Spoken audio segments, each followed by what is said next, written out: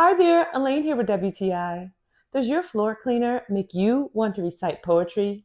Angry Orange, how I love thee. Let me count the ways. I love this cleaner because, as the saying goes, the best cooks are the messiest.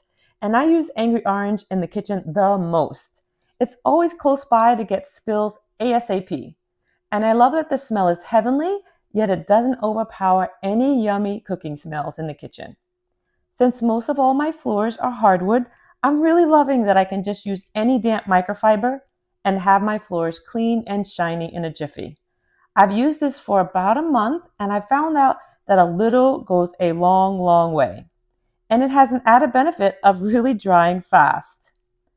I also use it on my tile floor in my bathroom and it does not leave residue at all, which is important to me when I step out of the shower to a clean floor.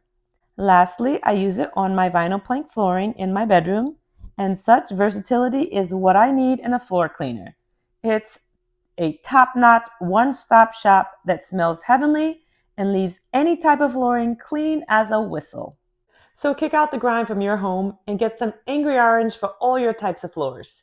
We love it, we highly recommend it, and that's just our point of view.